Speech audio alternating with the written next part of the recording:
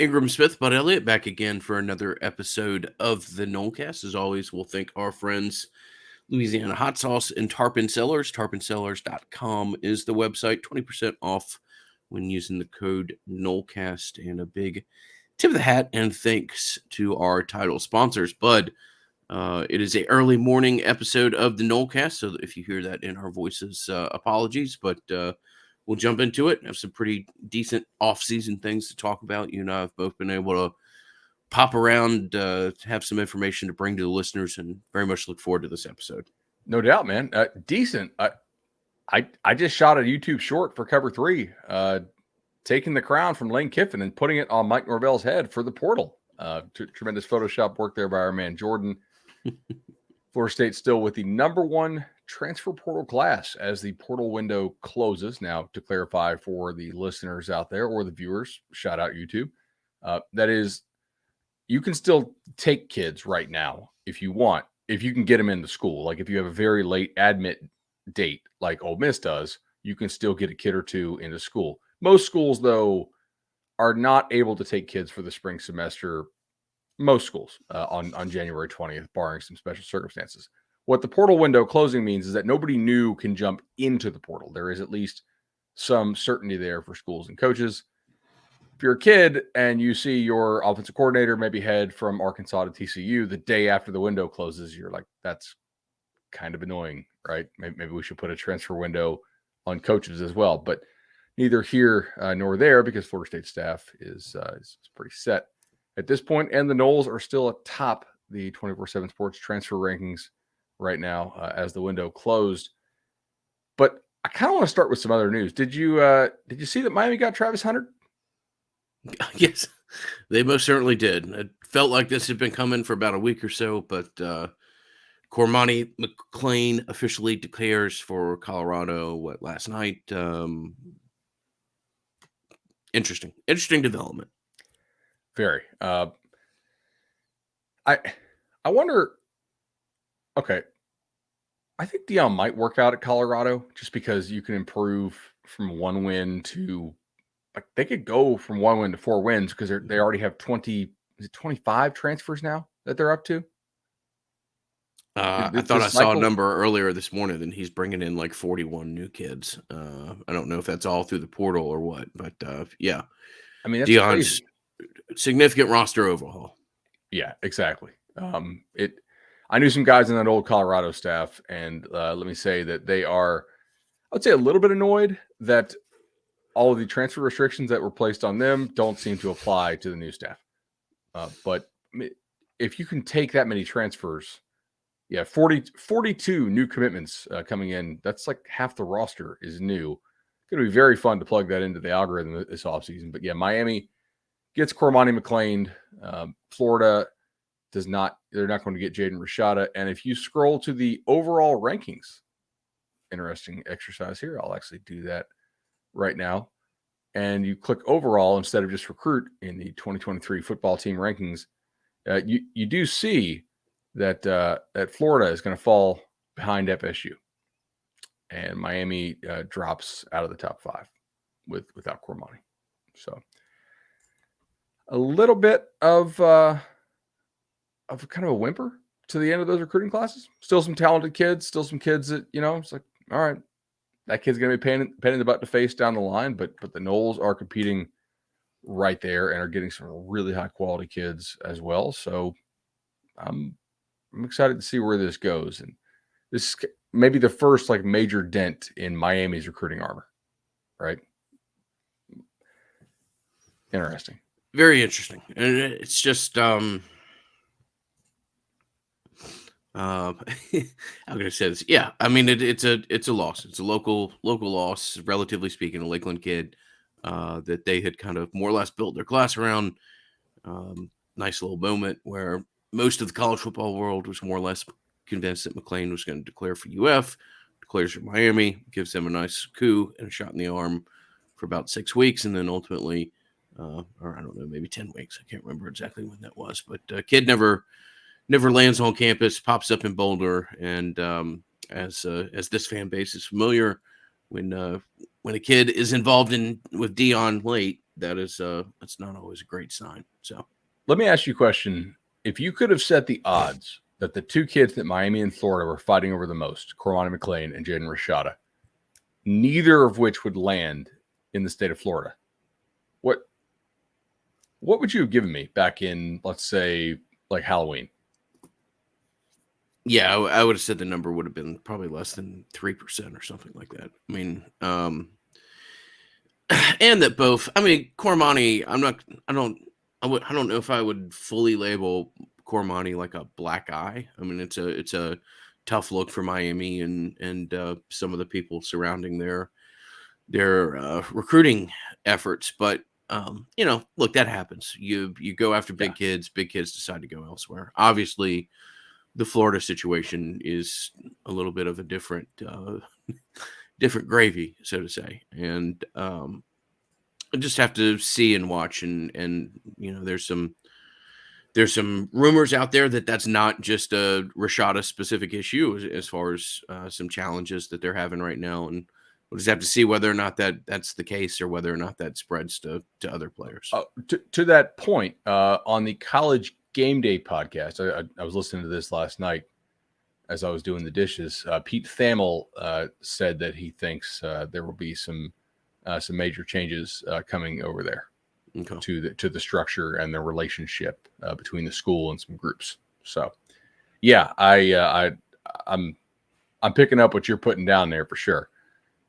Now, a little bit less drama. Shout out Battle's End when it comes to the Noles. And tonight, well, not tonight, this morning. I always say tonight because we usually record at night, but this is a morning show. We want to talk about morning show. Very morning show. A morning show so early that I woke up numerous times throughout the evening because I was afraid I was going to sleep through. Dude, I did too. I slept like crap last night. I don't know what in the world. I just maybe I'm getting old. I know I'm getting old, but I mean, I usually sleep all right. And so I broke this down into 3 categories. Right?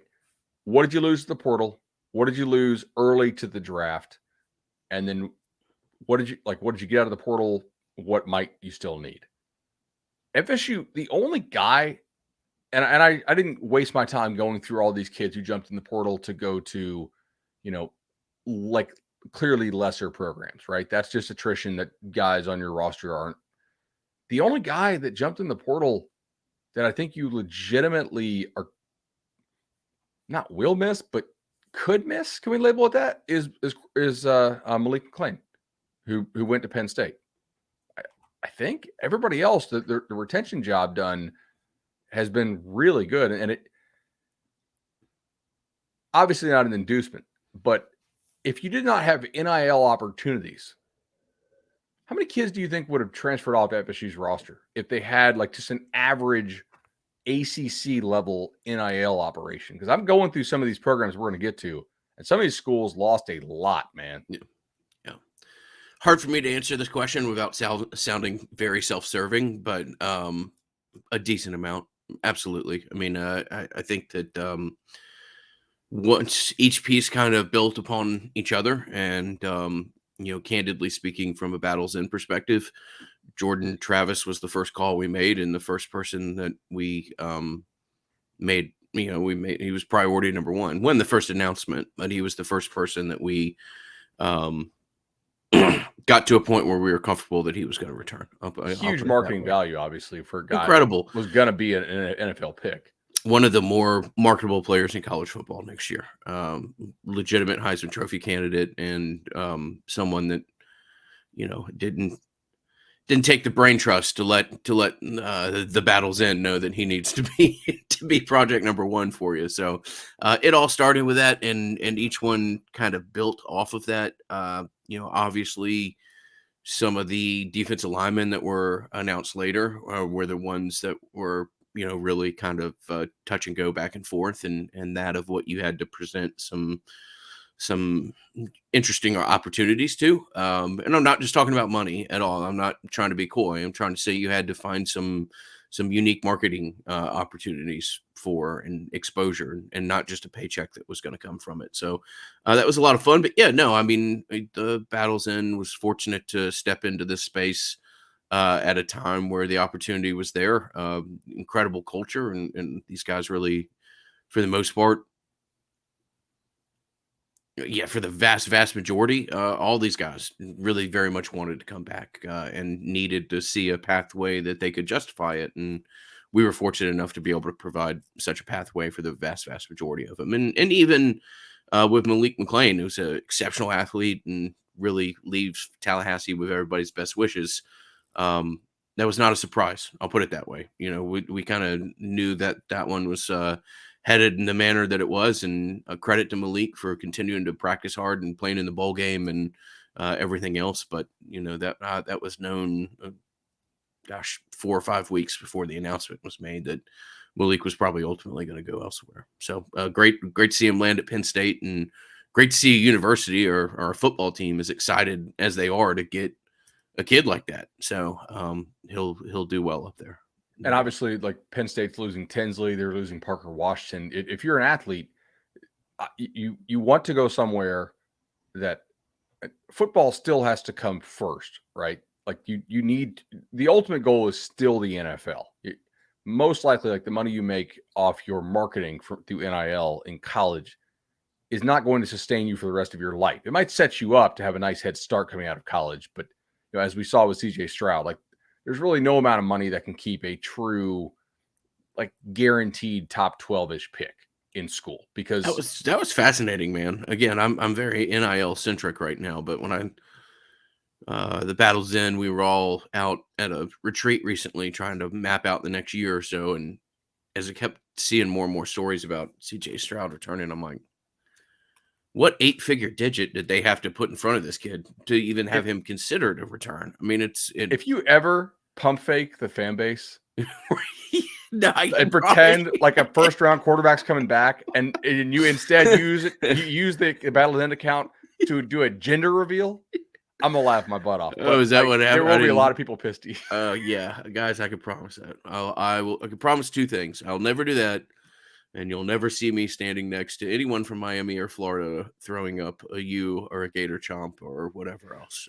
Other than that, I can make no promises, and I will probably disappoint you at some point in time, but I will not do it via those 2 avenues. For the fans at home who don't know, the big booster that kind of runs Ohio State's collective put out big news coming tomorrow, and it was the day of the NFL declaration thing. And they're like, oh my, and Stroud had not announced yet, and people were like, wait, what?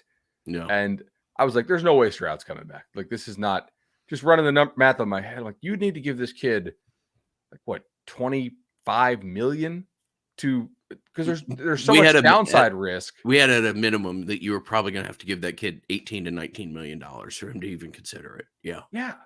And there's so much that could happen, right? That there's almost no upside to coming back, because you're also giving away one of your prime earning years in the NFL on the back end of that. So, right. Yeah. And then he put out a gender reveal video, the booster, not Stroud. And then Stroud decided to turn pro, which I think everybody realized he was going to do. FSU, just keeping with the format of the show, only lost Jamie Robinson early to the draft. Not really surprising. And I say early, this is only early in this very unique college football window that we have, which is the COVID year, right? Or the I don't want the YouTube algorithm to ding me for saying that word.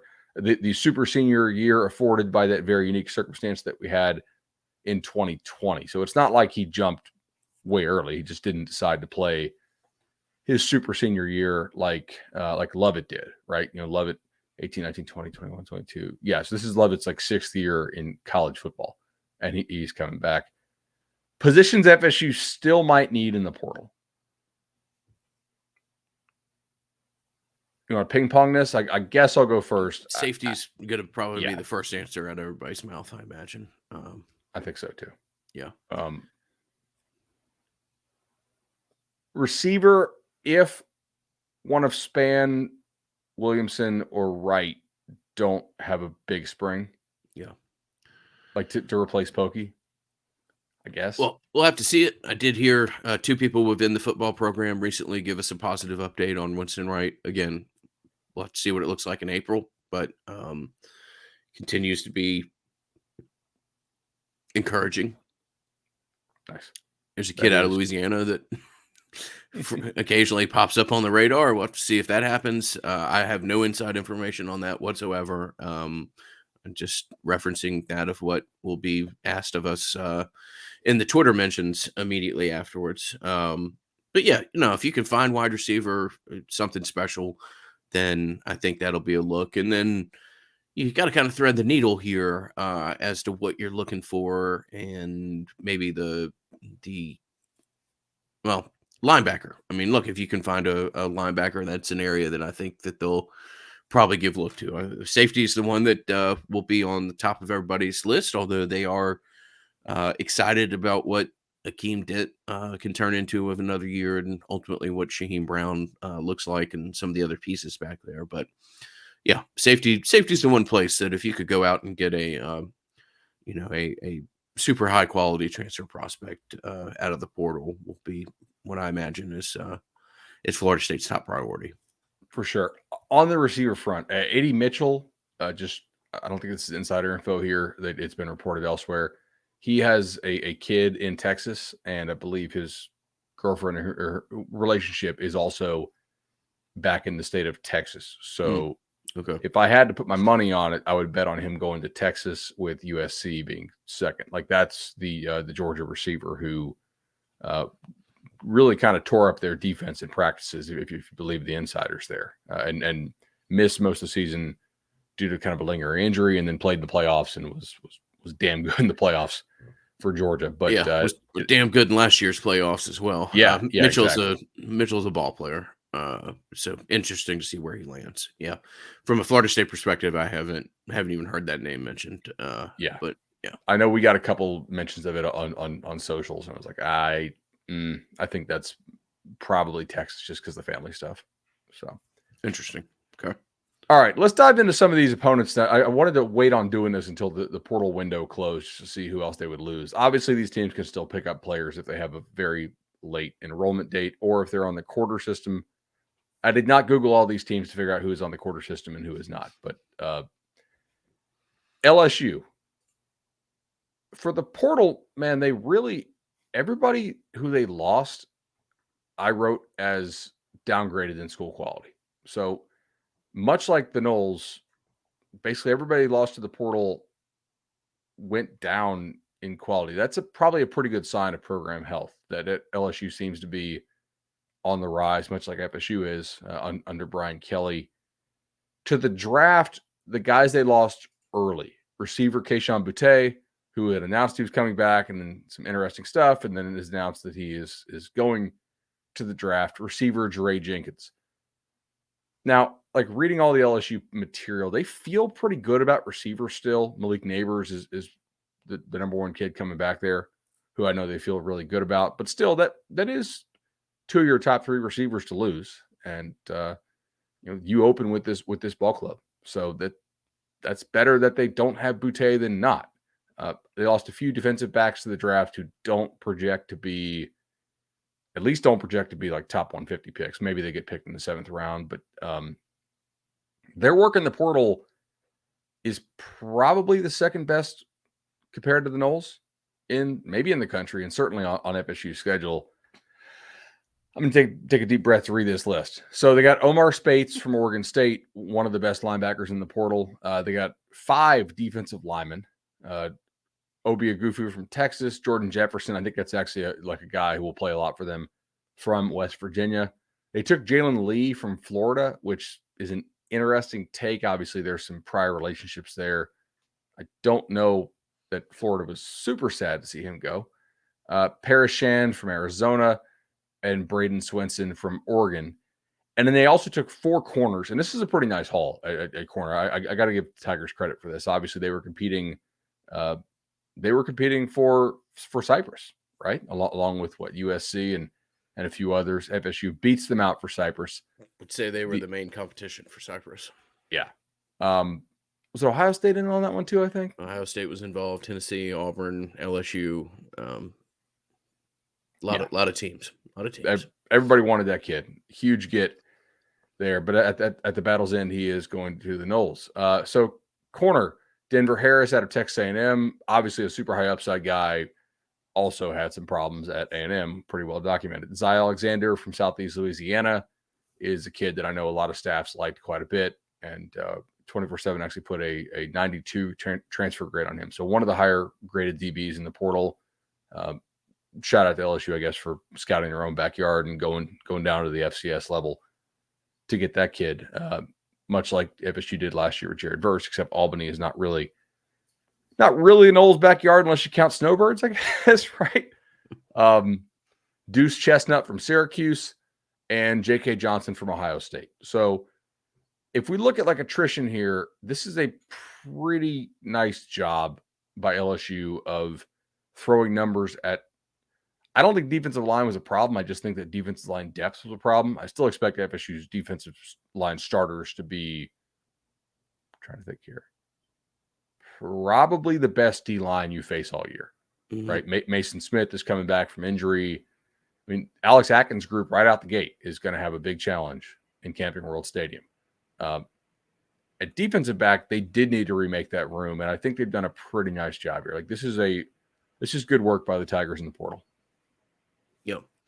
I will tell you one other thing about internally the roster, just some feedback that I got recently. I asked an expert on somebody that had surprised them as far as what they've thought of recent additions to the staff, and was a little bit surprised and optimistic about their answer. But before I get to that, I'll tell you guys to ask an expert, Shannon Young, as to how best go through the home loan process. We've been fortunate enough to work with Shannon for 4 or 5 years now. Bud's worked with him twice. I am in contact with him on a project myself as well.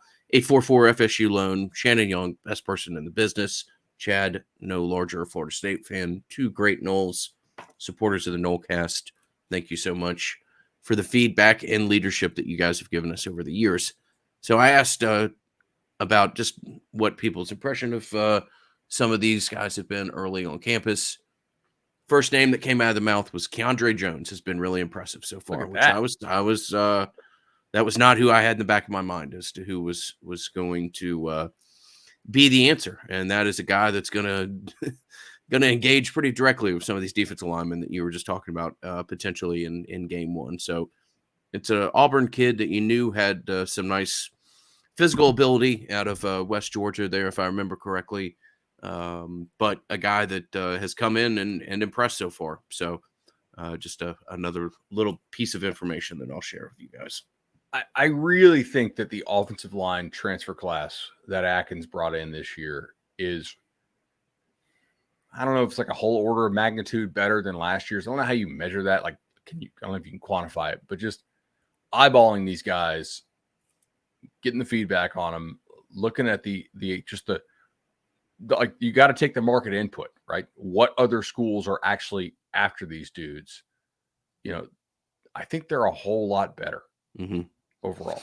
Well, nothing but positive feedback on Byers so far. They're very excited. Ohio State badly wanted Byers. I don't think Ohio State was 100% sure they could get Byers in, and FSU's like, boom, we're going to take that opportunity and let's go. And that's huge, man. I mean, like, Byers is a guy that a lot of schools really liked. Like, that's, if you had to put money down on the guy that's most likely to hit out of this portal class, and we can't take Cypress just to make it interesting, is it Byers? For me, it is. Yeah. Yeah, I think so too. Because he played at a really high level. I know it's UTEP, but still, he dominated, dude.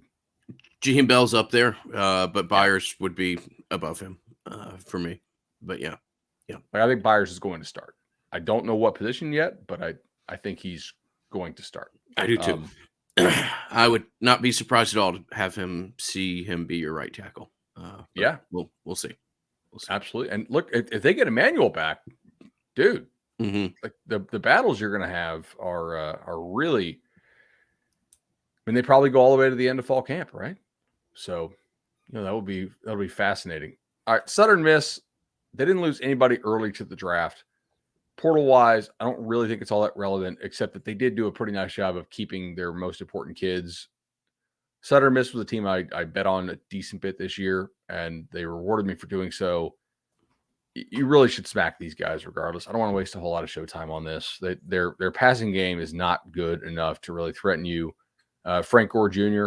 is obviously Frank Gore's son, very good back, and they have a pretty damn good defense. They did just lose their DC to go be Bama's either safeties or inside linebackers coach. And I would say Will Hall at Southern Miss, the coach is somebody who I think will be a legitimate coach down the line somewhere. Like he'll get a Power 5 job at some point. Who was Southern Miss's DC? Shoot, I forgot the guy's name, but he Okay. did a pretty nice job with him. But Saban just hired him to be not the DC at Bama, but a position coach, which I think is a phenomenon we're going to start seeing across the sport too. Is like some G5 DCs leaving to be position coaches at P5 schools because the money is just different. I mean, like Southern Miss can't pay $750 for a DC. Bama can pay a position coach $750. Pretty easily. The apex of the P5 is a totally different landing place than anything in G5 as a coordinator. Exactly. All right, Florida. This is a long list to the portal. Josh Braun, who I do think is potentially a loss. Now, maybe the Gators didn't think he was a loss at the time. This is offensive lineman who went to Arkansas. The Noles kicked the tires here. But given the fact that UF also lost Ethan White to the portal, I don't think he's announced anywhere yet. And Michael Tarquin to the portal, they're starting tackle. He's going to USC.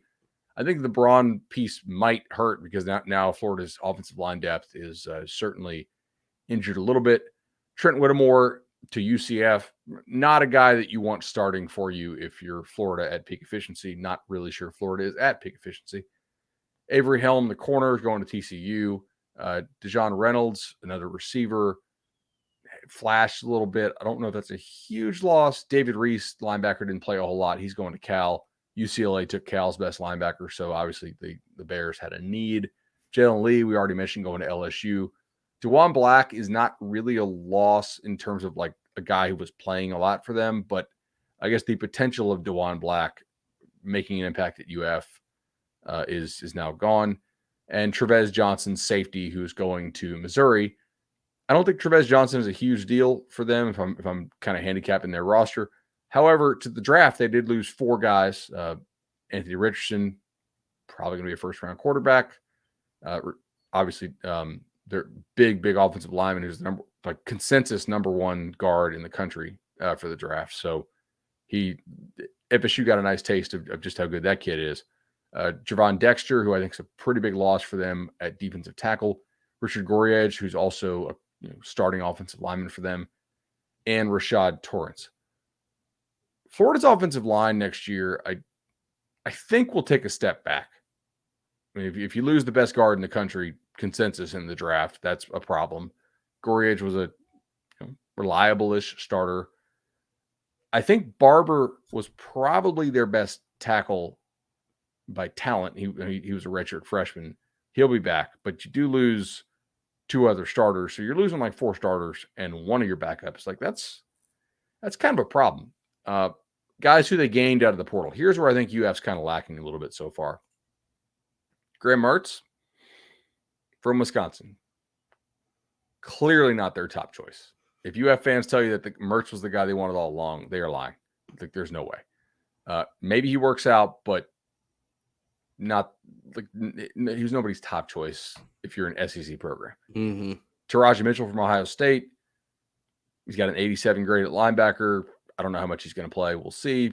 He was once a pretty highly rated recruit. Didn't really get on the field a whole lot at Ohio State. And Ohio State's linebacker room, it wasn't full of studs, man. So I don't know what that says. Damian George from Alabama, not a guy I was high on as a recruit at all. And didn't, he got on the field at Alabama and they almost lost the Auburn game because of it in 2021. Like that's a lot of, he's huge. And maybe the Gators will get him right. Now, Micah Mazuka, the kid from Baylor, is a kid I actually do like a lot. I think that's probably a pretty good get for them at guard. So not everybody Florida takes is underwhelming. Cameron Jackson, big D tackle at Memphis. Interesting that they decided to go after him. They're pretty desperate for interior defensive linemen at this point. I think he could be a good player for them. And then Deuce Spurlock from Michigan, linebacker. So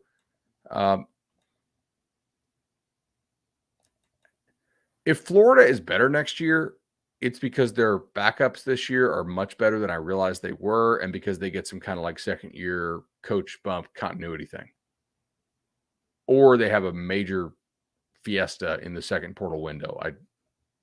This is not super inspiring right now.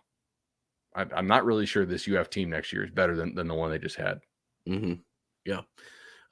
We've talked about this before. I think it's going to be tough for anybody to just murder it in the second window here. We'll see. I just think the level of competition for the remaining prospects that are out there now. Yeah, we'll see. It could be such a um, flood of talent of kids who decide to enter the portal. Kids as recruits in 2020 or previously didn't have NIL, or even the first year of NIL wasn't really all that well put together as far as compensation that kids got. So, maybe there'll just be such an influx of quality players who decide to enter the portal that the second window is a different type of opportunity. But I would be surprised by that, and I do think that um, you're going to have to fight some pretty pretty aggressive battles to win the the higher end pieces that do make their way in the second window. But nobody Yeah. knows for sure about this space. Everybody's making as good of an educated guess as they can, and that's just my personal opinion. I talked to a guy recently who at a Power 5 program who runs personnel, and he said, "Look, I think it's going to be two things. It's going to be guys who lost position battles in the Mhm. spring, Which is and then always what that window, or which right, is always a big piece of that window.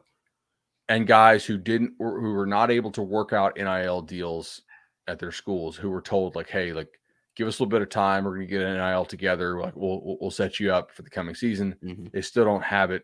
They're so probably some really good players who are going to be very costly for marketing opportunities, obviously, and then guys who lost position battles. I'm not really sure how many just like reasonable quality guys are in there. It's probably just like, I don't know, 5% superstars and 95%, not 95, like maybe like 10% decent guys, and then a lot of guys who lost battles Yeah. position wise.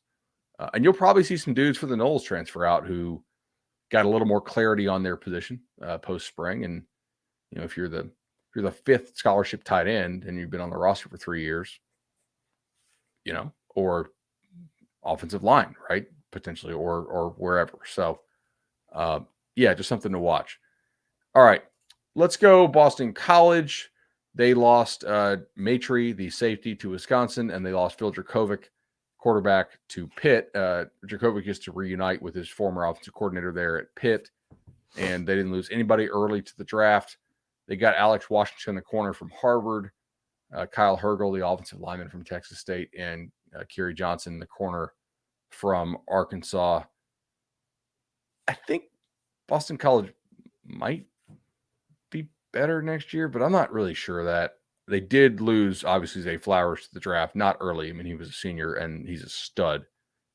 I don't know how much more time we need to spend on BC here. You throttled them this year. That's a road game, but you should be pretty big favorites in that ball game. They continue to play hard down the stretch, but the talent wise, that team doesn't really have it. Yep. Where you are right now is not. Yeah, I'll Yeah, be fascinated to see, or interested. Fascinated is probably a little strong. I'll be interested to see where that game falls on the schedule. But I have a hard time seeing you have too many challenges against BC right now, as far as how that roster is constructed and what's happened with Florida State's roster over the last 2 years.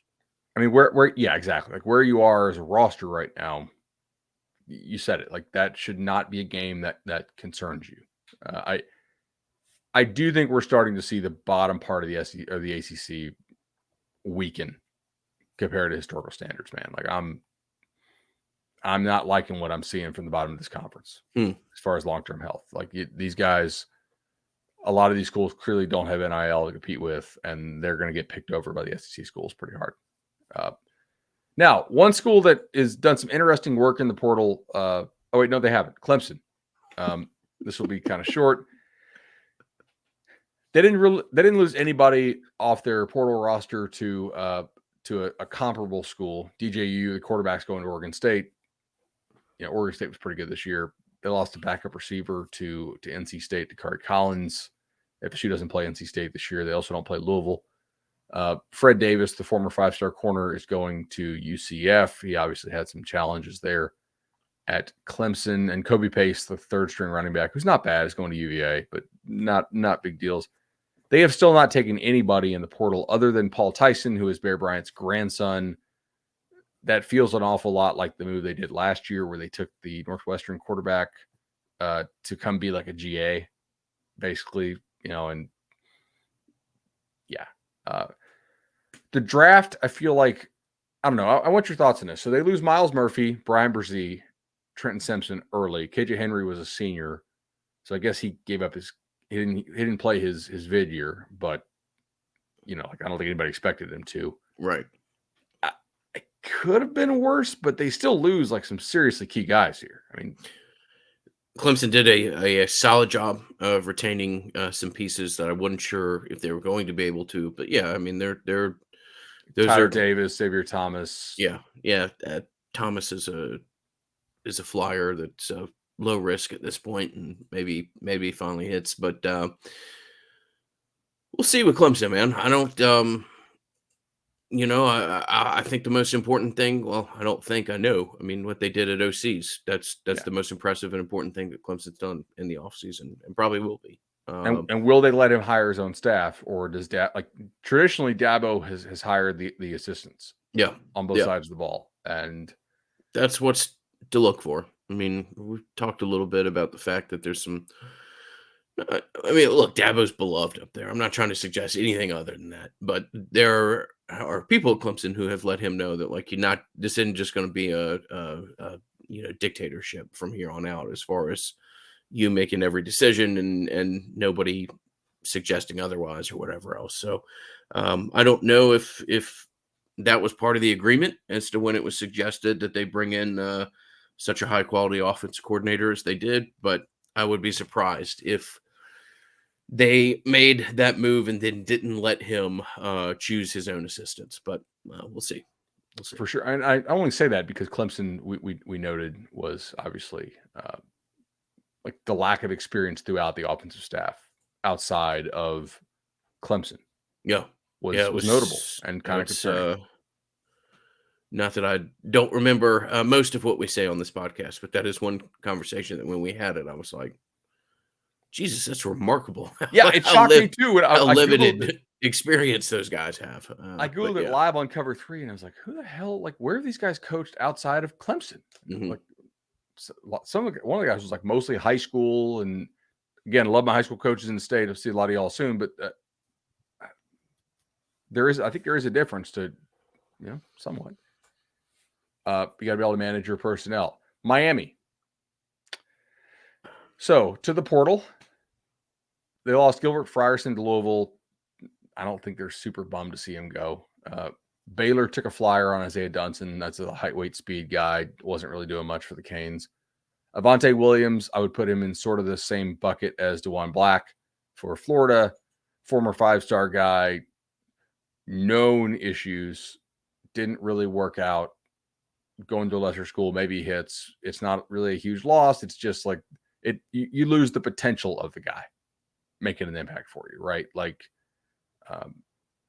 to think of somebody recent like this, but I'll never mind. Darrell Jackson to Florida State, I think is a loss for sure. I think Jackson's going to be a good player for the Noles for sure. And they lose John Campbell to Tennessee, who I think is kind of a wild card. He played a lot for them because Zion Nelson went down. Very up and down play. You wonder if he's dinged or not. I don't know. But down the stretch, he was not as good. We know he got hurt in the game, the warm-ups against the Noles. Remember that? Mm-hmm. They were already down Zion Nelson. They were down somebody else. And then boom, unfortunately, the kid gets hurt in warm-ups. To the draft early, they lost Tyreek Stevenson. They did do a nice job of keeping Zion Nelson to come back, which makes sense because he was hurt most of the year, hurt his draft stock, so he's going to come back. That's their starting left tackle. They kept Akeem Messidor, who was eligible to jump if he wanted to, and they also kept Jalen Rivers, the offensive tackle that they pulled out of Jacksonville a couple of years ago. So, I would say solid job retention-wise for not losing too many guys early to the draft. And then in the portal, they've done an okay job, I guess. Like some of these guys are decent players, but not quite the splash that maybe they made last year for sure. Thomas Gore at Georgia State is a penetrating D tackle type, a little undersized. Javian Cohen at Alabama is a good player who I think was going to get beaten out by like a real freak NFL type in Tyler Booker, but maybe he would have played the other spot on Bama's O line. They also picked up Matt Lee, who I think will start at center for them, most likely from UCF. Francisco Maligoa is a backer who was very productive at times at Washington State. He's the bigger brother of Maligoa, the 5-star tackle they signed out of IMG.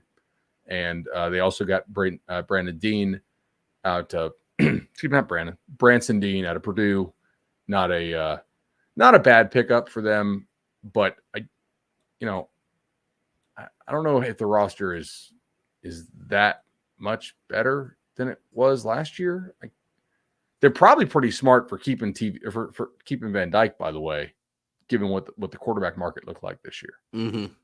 Yeah, agree entirely. I just pulled up that Georgia State defense from last year just to look. I mean, the Muhammad kid went to SC. The kid you just referenced went to Miami. Interesting little unit over there, and interesting what happens to decent P5 defenses in the or G5 defenses in the year 2022 and 2023 now.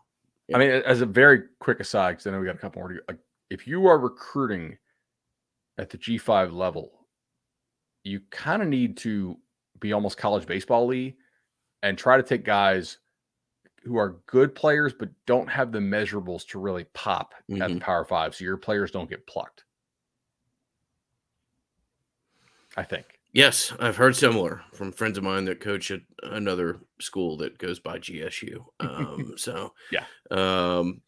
Yeah, man. Well, if you're looking at a challenge with your business and you need to operate at a more effective and efficient level, as perhaps some of these P5 schools do, or G5 schools as they look to restock their roster, from a business perspective, there's no better person than Matt Lewis to work with. Matt become a very good friend of Bud and I's over the years. Very much look forward to seeing Matt hopefully for the spring game here, and I believe we're working with him and Matt Thompson on a LSU thing as well. So MT thinks he's got the lot secured, so I'm excited about that. Also, the wine mixer. Yes. In Tallahassee. There is a wine mixer coming up in Tallahassee, to which there's a little bit of brand synergy. But for now, congruityhr.com is the website. You can reach out to me if you would like, and I'm more than happy to put you in touch with Matt Lewis, or you can contact them directly, congruityhr.com. And again, thank you to Matt and his team for the support that they've given the Nolecast over the years. Absolutely. All right, so kind of more rapid fire on a couple of these. Syracuse, I think, is in trouble. FSU blasted them this year. That's kind of the Syracuse I thought you would get for most of the year. They were a little bit lucky through their first 6 games. You lose Matthew Bergeron, offensive tackle, to the draft. You lose Sean Tucker, the back, to the draft. You lose Garrett Williams, the corner, to the draft. Decided that even though he tore his ACL to go. You lose Steve Linton to the portal. That was kind of an impact defensive lineman for them. You lose, and this I think it's noteworthy where kids go, right? You lose Deuce Chestnut to LSU, the corner we already mentioned. You also lose Jihad Carter, your other corner, to Ohio State. That's a tough one, man. Yeah. Okay. To be Syracuse and losing like high profile guys who, are high profile guys. Yeah. Who had the ability to play at LSU and Ohio State. Yeah. You don't get those in upstate New York all that frequently. Braylon Ingram from Bama, defensive lineman's kind of a bounce back. Not really sure on that one. Jaden Bellamy, the backup corner at Notre Dame, comes over. Joe Moore, offensive tackle from Richmond, comes over. Maybe they hit on him. I don't know. Like, it's not impossible for FCS kids to be under the radar and come up and be impact guys. See also Jared Verse. I just don't know enough about him. Wake Forest is another one. When I mentioned, I think the bottom of the lesser moneyed schools in the ACC are in trouble. Hartman goes to Notre Dame. I'm not really sure that they were super bummed to see him go. I think they liked the backup quite a bit, right? And maybe it was just time. We've been hearing that for a while, like throughout the year. Like, I don't know. Gavin Holmes, their corner, is going to Texas. Rondell Boythroyd, probably their best D lineman who didn't go to the draft, is going to Oklahoma.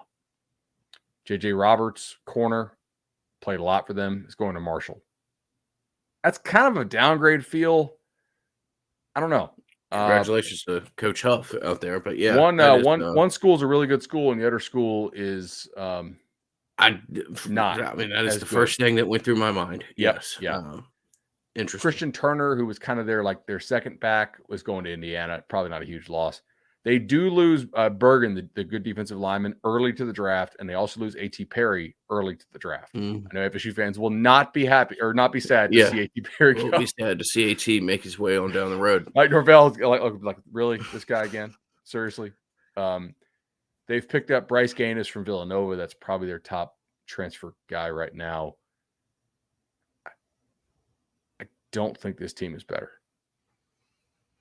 No, man. I mean, I think that's you're losing guys to Texas and Oklahoma and Notre Dame, and the best representation of what you're talking about. Is it's going to be tough, man. And I wonder if this doesn't give some of these schools a little bit of a preview and perhaps make them reconsider some things as far as conference expansion goes. Some revenue sharing stuff? Well, revenue sharing, or just a realization that, like, hey, this football, I almost said a four-letter. This football ish is kind of getting away from us, right? Like we just can't do it. So let's stop acting like we can. And a whole nother. I'm I don't mean to take a podcast that we're already 46 minutes into down the conference realignment conversation, but I just have to think that that's probably instructive for some of these schools. I agree. All right, so Duke is on FSU's schedule. You get Jake Hornibrook, the offensive tackle from Stanford. They took Al Blades from Miami. Okay. Miles Jones, corner from A&M. My guess is Elko liked him when he worked at A&M. Mike Elko is the new coach of Duke, if you guys don't know. Had a pretty nice first year. Improved team, and they also had a little close game luck to go with that. They took offensive lineman Dustin Hall from USF. Fine. Duke's a hard place to get transfers into, obviously. They didn't lose anybody early to the draft. They do have a couple of offensive linemen who graduated who are looking like that they will have a chance to play professional football. So my guess here is off a Duke roster. That's probably impactful. And they didn't lose any transfers off their current roster to other P5s. So we could probably move on to Vatek here. I don't know. Duke is Duke. I hate it when people say this, but if you could buy stock in a program, I would consider buying some in Duke. Yeah. I like where they're going long term. They've got a ton of money. They made an investment in the coach that they just look. I'm not going to say they're going to beat Florida State next year or something like that, but from a 3-year window, I would short the hell out of Wake, and I'd buy as much Duke as I could if we were talking from a financial perspective. Agreed. Like, they still have the admission standard stuff that is tough, but I do think they also have the issues, or not the issues, but I think the days of Duke going like 3-9 are probably over. Mm-hmm. I think Duke seems to care. All right, Vatek, really bad team this year. Did not get quarterback right. So they don't lose a whole lot portal-wise. North Carolina took one of their corners, Chapman. Okay. North Carolina really lost a lot of key pieces on their defense, and they finally fired Dre Bly, which it's like, something Titanic. Caleb Smith, receiver, going to Notre Dame, somewhat of a loss off a receiving core that was pretty bad. It's early. I'm trying to find the words on the Titanic piece, but guys on that former staff who were like, hey, I really can't coach here because the DBs don't know what they're doing. Kind of look vindicated, I would say, off UNC. All right, nobody left early from the draft from Virginia Tech. That probably matches the season they just had. Like, they were terrible. Right. And now I will say, I like this kid from Old Dominion. They got a lot. Allie Jennings was one of my Power 5 guys that if he was out for Old Dominion, he mattered receiver wise. So he's a dude. They took backup Baylor quarterback Kyron Drones, pretty athletic kid. They want to run the quarterback a lot in that offense. So we'll see how that works out for them. And they took Derek Canteen from Georgia Southern, who I thought was Georgia Southern's best corner, at least in my very casual watching of the Eagles. So fine. They were like a bottom 30 team in the country this year. So I don't know how much the Hokies improve. And finally, Pitt. Before we get to Pitt, we will thank our friends at Charlie Park. We referenced Matt Thompson earlier and his great team and his great efforts to enhance the experience that is being a Florida State athletic supporter. Matt is creative and has built himself quite a little options to choose from in the Tallahassee area. We love to talk to you about Charlie Park, but obviously Township's there, Madison Social's there. But Charlie Park, fantastic. Charlie Park is Tallahassee's best rooftop bar, and you can go and learn more about it at charlieparkrooftopbar.com.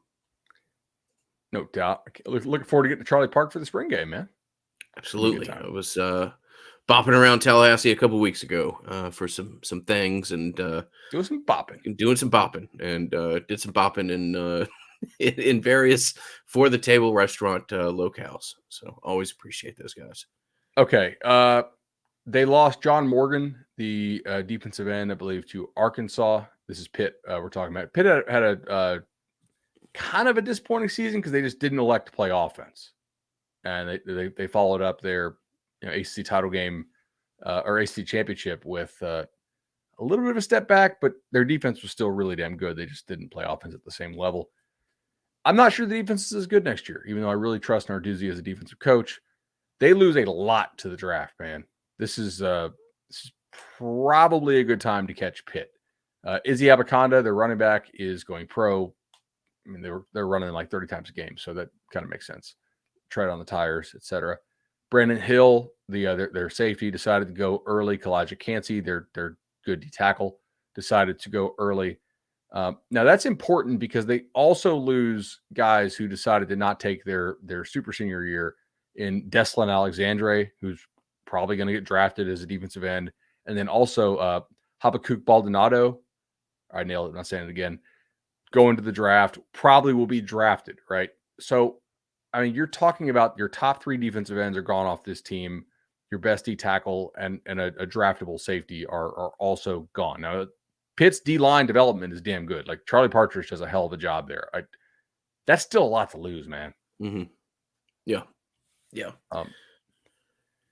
They get Jurkovec in the portal from Boston College. He reunites with Kirk Cignetti, his former offensive coordinator. Their offensive line should be pretty damn good. I think they lose one guy off it, and they kind of like where they were there developmental wise. They take Donovan McMillan, the former 4 or 5-star safety from UF. He's a Pennsylvania guy, so it's a bounce back. Maybe they make him work there. He obviously has some tools. But I'm in believe it when I see it mode as far as Pitt playing effective offense under Narduzzi. And if they have a drop off on defense, they could have a serious drop off. But this is, I don't know. We agree LSU's the best team you're going to play? Yes. Okay. And Clemson's probably your 2. And you may play them twice. Right. So Pitt is somewhere between the 3rd to the 5th best team you're going to play, I think. Maybe 3rd to 6th, depending on how things shake out. Yeah. Like that's one we'll preview like in depth. I mean, we'll do all the previews, but like Pitt's the one like, okay, maybe they got some young studs on the D-line who are ready. We'll see how this offense looks. That type of thing. Yeah. If you opened with Pitt, maybe like LSU and then, non-con and then you take Pitt early. I think you take that, right? Before they all the new pieces settle in. If you're saying from a conference schedule perspective, so that people realize what you referenced there. Yeah, I would be fine with that. I mean, Pitt, it's crazy to think of the pieces that they've lost the last 2 years as far as the talent and where they've landed or where they're and how they played on Sunday this year. But yeah, I do think that this has been instructive. I also, not to piggyback off your point, but I think you only reinforced it, that this conference only has but so many players that can legitimately play football in 2023, and it's becoming more and more evident with each transfer window and recruiting cycle that we go through. So, No doubt, man. All right. Quick recap for those who scrolled to the end of the video. No team on FSU schedule did as good of a job in the portal as the Noles did. LSU is by far the closest in terms of quality. And most teams that you're going to play, I think, lost more in the portal than they gained. So I got to get downstairs. I know you got a lot of calls to make, and we will reconvene probably midweek, I guess. enjoyed it, man. As Yeah, man. much as I can enjoy a 6 a.m. Nolecast. Thoroughly enjoyed it. Thank you for all the support that you listeners continue to give us. And we'll be back with an episode here in the next 5 or 6 days for you. Thanks so All right. much. See you, buddy. Later, bro.